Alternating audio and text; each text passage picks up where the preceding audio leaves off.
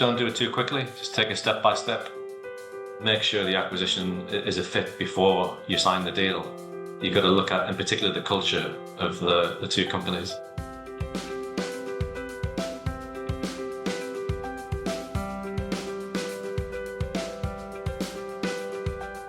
Hello, I'm Shirley Kavanagh, and you're very welcome to the Leadership Discoveries podcast, where leaders and experts from across sectors share insights, turning points, and hard-won wisdom that can drive real leadership impact. And today, I'm delighted to be joined by Rob Wood, founder of STEM Healthcare and the Rob Wood Enterprising Futures Academy at Newcastle University.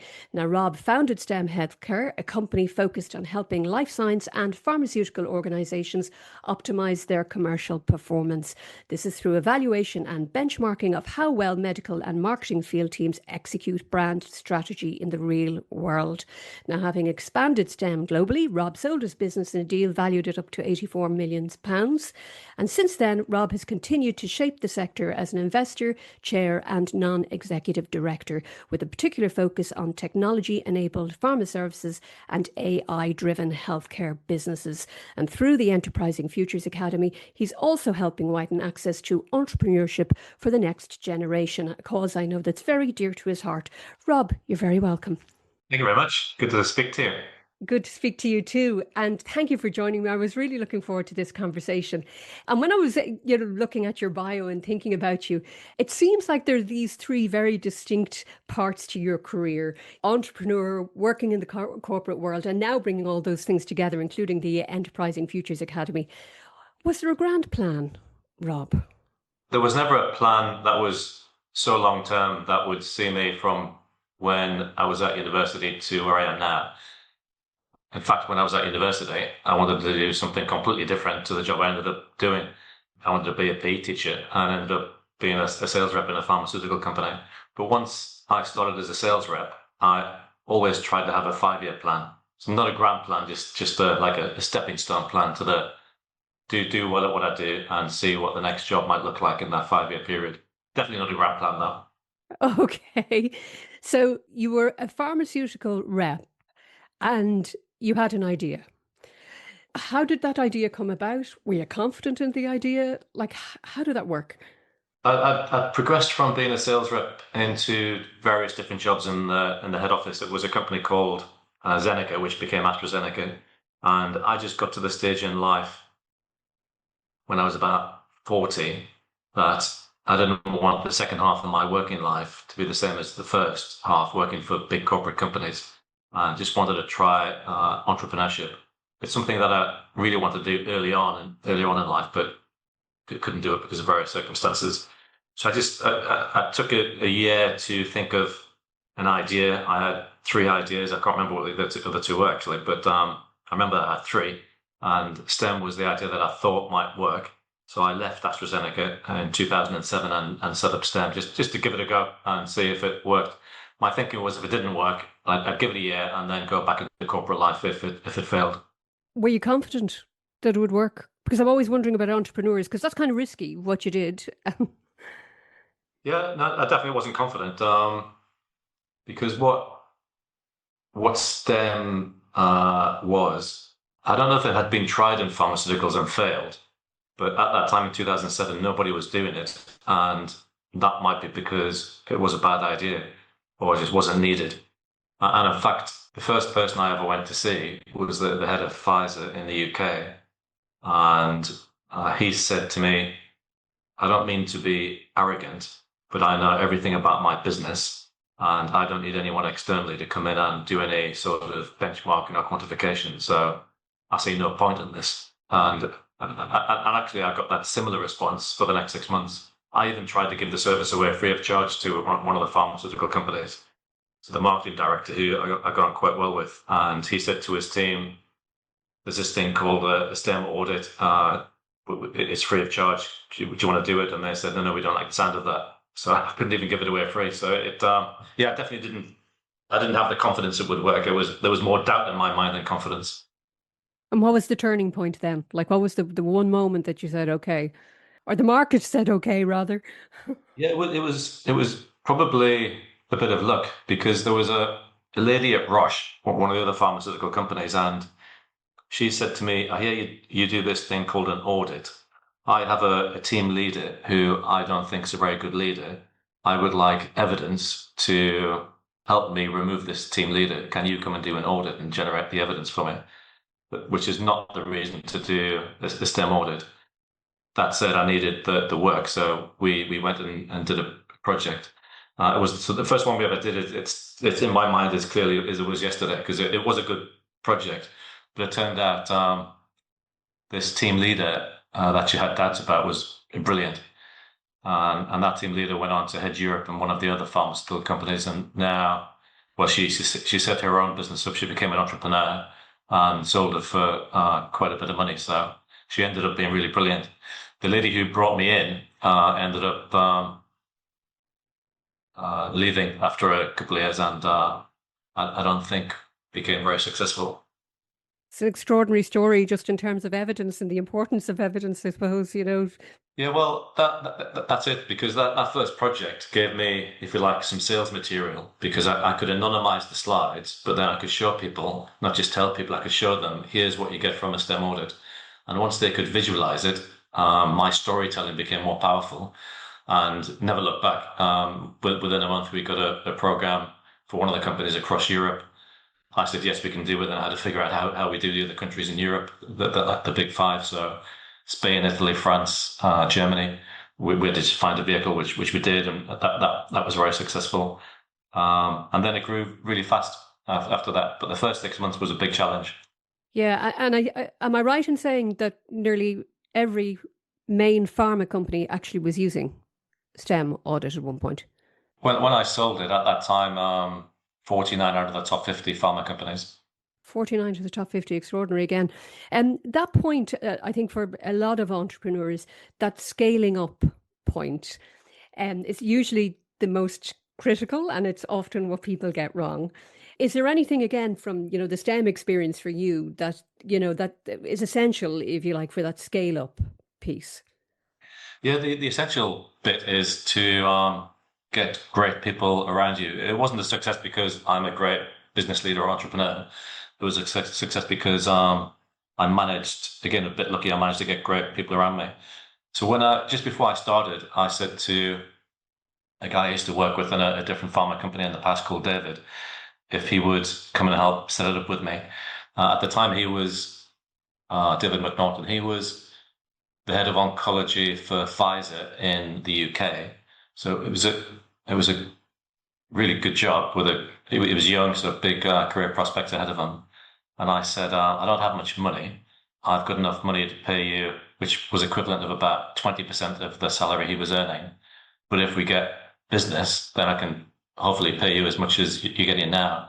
But I told him what the idea was. And after a couple of discussions with his wife, who was a little bit more nervous than him, he decided to join me, which was a massive confidence boost because I did trust his view. And his strengths and my strengths are different. So we complemented each other really, really well. Well, without him, it wouldn't have been a success, I'm sure. And then we got person 3 and person 4. A lady called Jess came in, a guy called Ted came in, and they were brilliant. They still work with me in my companies now. So that was I don't think there's any secret to it. It's just it's sometimes not easy. And I was lucky because I knew Dave, I knew he was great. I didn't know Jess and Ted, so we brought them in, and they turned out to be brilliant as well. It's all about great people. And how, in some companies, founder-led companies, it becomes all about the founder as such, and there's a big personality that's, sitting over the organization. I don't get the sense that was the case with you. And I'm wondering, again, was that something innate for you? Was it just your natural style, let's say? Or was it something you were making an effort to do to not make it about Rob Wood, that STEM was not all about Rob Wood?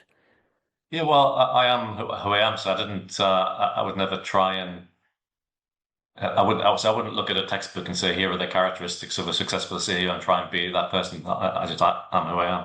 And if that works, it works. And if it doesn't, it doesn't. But I do look at when we build teams and bring other people around it, like David, like I said, his strength's different to mine. So I would look for when a team's being built, that it's cohesive and there's a synergistic effect between of bringing people together. Hmm. And again, just when you think of a business like yourself, and I know people talk about the entrepreneurial mindset as such, is there such a thing as the entrepreneurial mindset? I think there are elements of an entrepreneurial mindset that are there's a common thread, but then there are other things that are different. Like if you think of the top 10 biggest companies in the world who had entrepreneur founders, those entrepreneur founders are very different people to each other. Richard Branson's different to Elon Musk. That they are different, but I'm sure there's a common thread that has similar characteristics. So I think risk taking is definitely a part of being a successful entrepreneur. You have to have a mindset at the start that it's okay if it fails, but let's give it a go. You can't be super conservative and be an entrepreneur. And then when you start to grow, again you have to have a risk taking mindset, calculated risk, but you have to you can't be super conservative.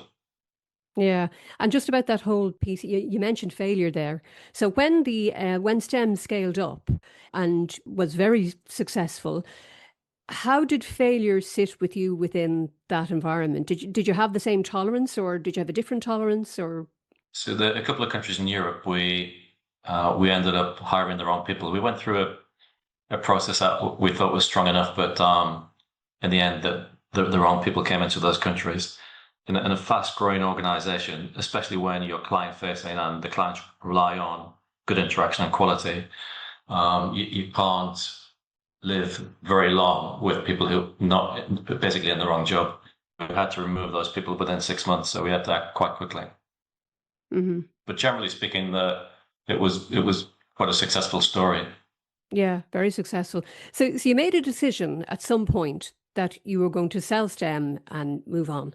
And I'm just wondering again, because you'd built something, what was the decision piece around that? I mean, did you feel, this might sound strange, but any emotional connection as such to the brand that you'd built, the organization that you built, or were you able to just say, no, time to move on to something different?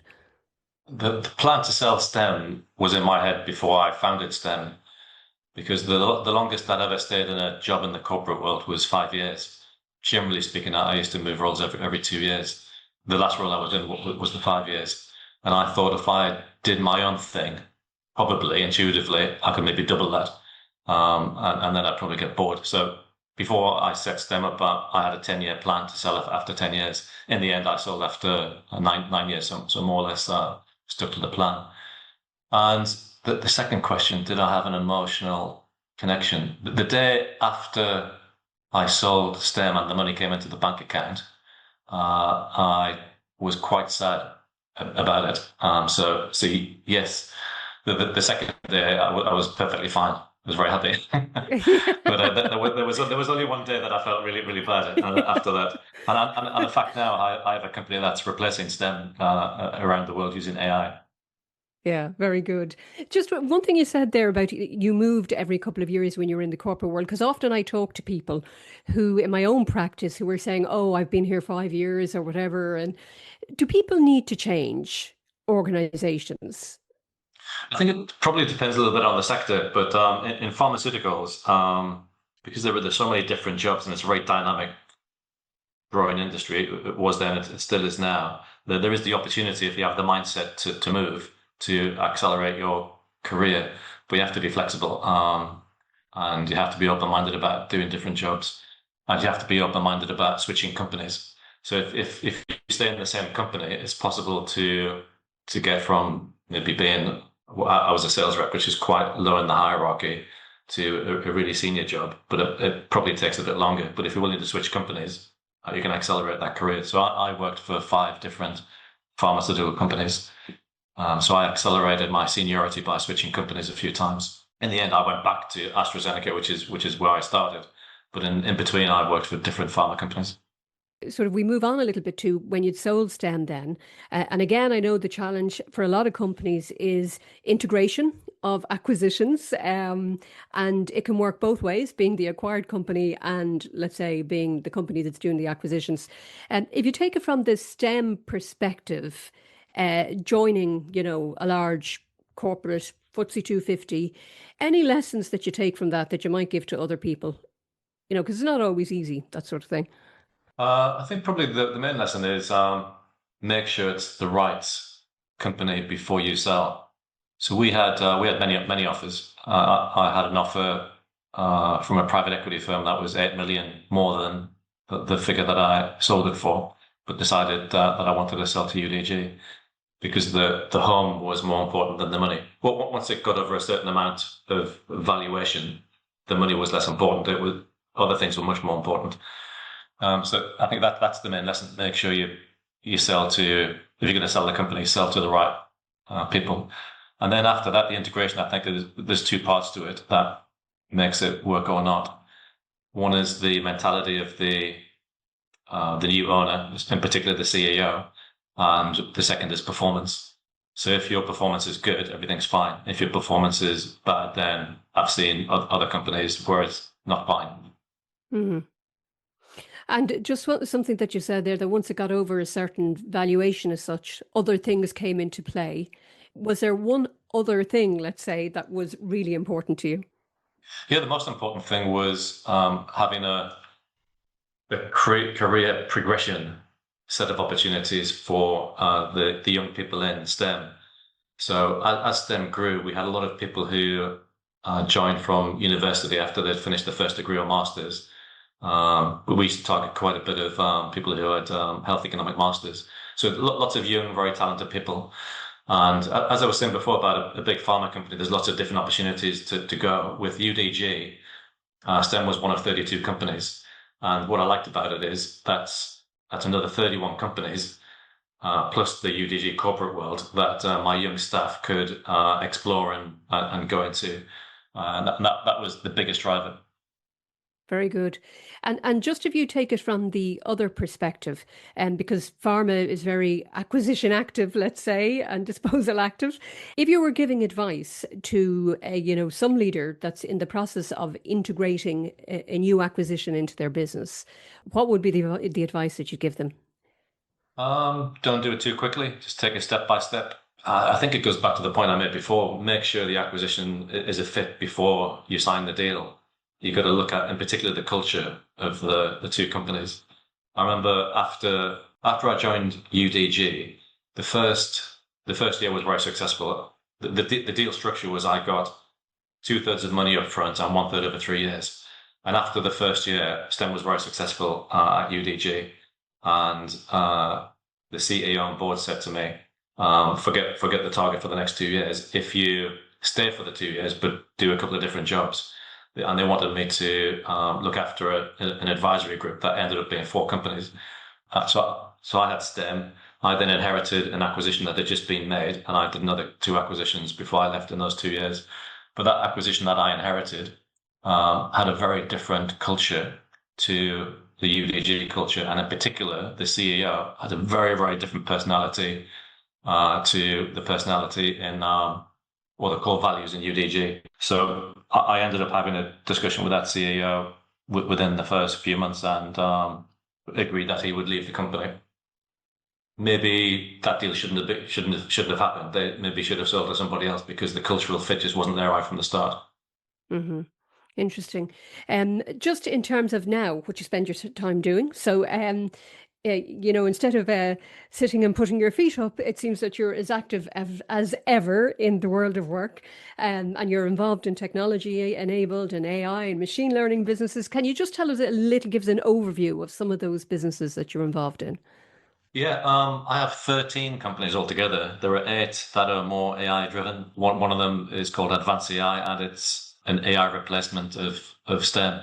So when I left STEM in 2019 or left UDG, I said to STEM that the idea of the human observer, so we had human observers that would go out with sales reps and medical teams and do what you described before, benchmark their quality. I said the idea of the humans doing that in the future, and it could be a risk and they could be replaced by AI. They didn't do anything. So in 2022, we created Advanced AI, and it's phenomenally successful. Already working with more than 30 pharma companies, 8 out of the top 10 biggest pharma companies, soon to be 9. We're about to sign the contract with the ninth. That's brilliant. I do it mainly for fun, and I really, really enjoy it. Another example of one of the other companies is a company that makes two-way, fully conversational avatars. So this is a group of doctors in Manchester who formed this company with vision to educate doctors better than they felt they'd been educated using AI. So just a quick anecdote, the Vanderbilt Medical School in the US just published a study in one of the US medical journals where they took two groups of medical students, one where they trained using the conventional university methods, one they trained using these conversational avatars, where there was an avatar patient and the doctors had to diagnose, like question the patient and then diagnose. And what they found is the medical students who'd been trained using the avatars were statistically significantly more accurate in their diagnosis. So again, that's a super interesting company. Another one looks at dynamic segmentation targeting. And the reason I love that one is the founder, a guy called Patrick, who, when he was 11, he was making computer games and selling 50,000 at a time. So he was a rich kid, he was a child genius. And when he was in his 20s, he was the CTO at MIT, which is the World Center of Excellence for Technology, when he was only young. And then he decided to set his own business up. And working with people like that keeps me feeling young, keeps me educated. He's genuinely one of the world's KOLs on AI. So yeah, I could take you through all of them, but they're all different. The connection is they're all pharma services and they're all run by nice people. My two requirements when I get involved in a company is run by nice people and a good product. Really interesting.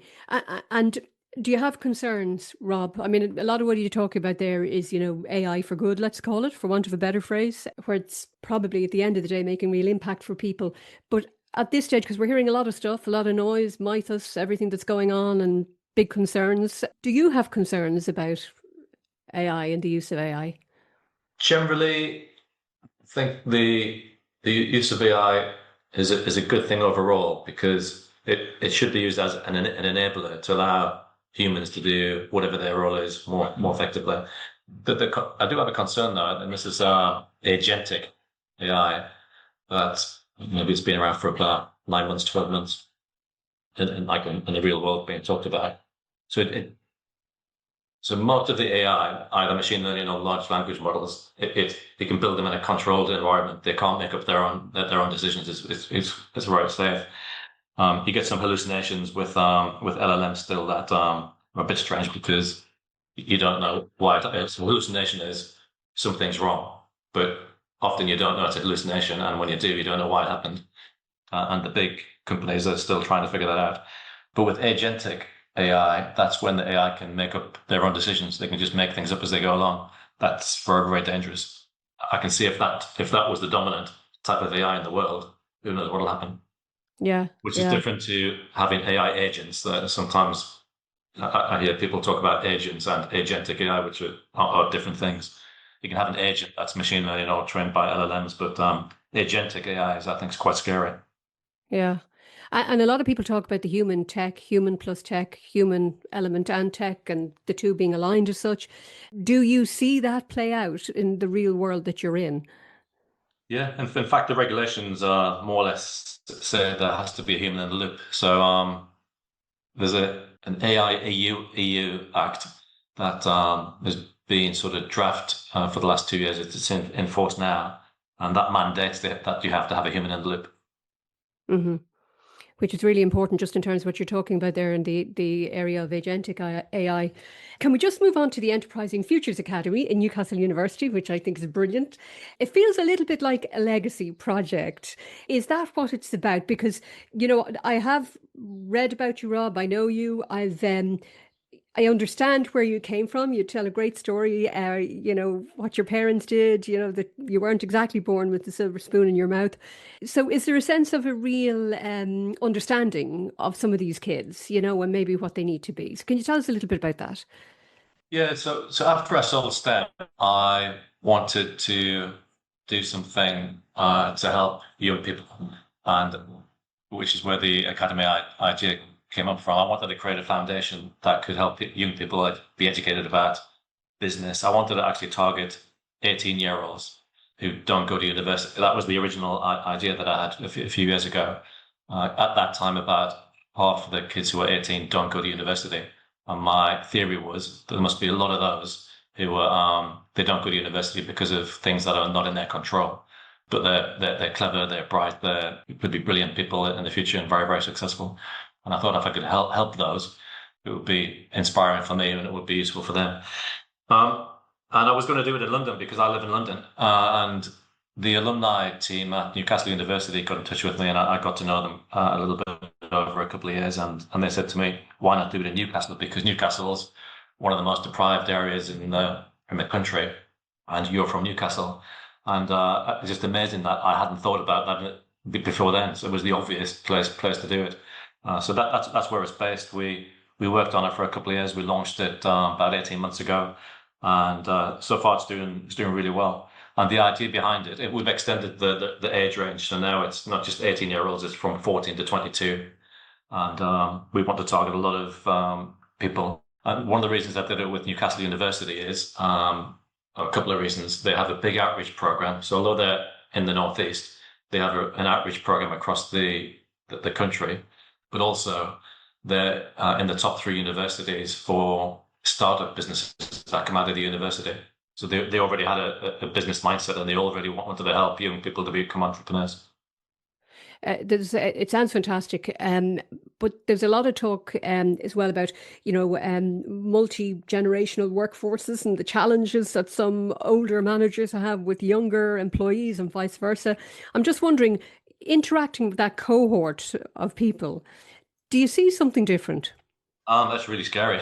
Yeah. So I don't actually do the delivery personally. There's a team at Newcastle University. But the reason I say it's scary, I attended a workshop a couple of months ago of there were 70 14-year-olds in the room, and I joined at the end of the day after they were finishing some workshops, and they'd been asked to write some questions down for me at the end of the day. So I had the questions, I was reading them out and then giving the answers at the toughest audience I've ever had to interact with. Like, for example, one of the questions was, what do you do with all your money? And I said, oh, that's no problem. My wife spends it all. So, and I could hear, like you just laughed, I could hear all the lecturers behind me, they all started to giggle. But the audience in front of me, these 70 kids, blank faces, absolute blank faces, not one giggle amongst them. And I think they call it the millennial stare. Yeah, right. I haven't heard of that. Yeah. They're really difficult. They're a brilliant age group, aren't they? Because they're the future. But actually, for an old fogey like me, I don't have the skills to interact with them properly. But the team at Newcastle do. They have brilliant people who are of the age group and the mindset that they can interact with them. Brilliant. Millennial stare, I must remember that actually. I think I have seen it a few times, in fact, as well. But so, Rob, just bringing this discussion to a close, for leaders who are listening to this conversation now, what would you say to them they need to be? What do they need to know in this world that we're operating in at the moment? I would say probably be open-minded. The world is changing because of technology, and I think getting the balance right between embracing the technology, but in a way that you don't do it too quickly, because technology is changing, and if you embrace the wrong technology, it might be redundant or obsolete in a year's time. So I think it is. I think it's much more difficult today than it was 10 years ago or 20 years ago. But I think you'd have to be a little bit open-minded and just try and use your intuition to get the timing right for when you do it and what type of technology you embrace. Yeah, very good.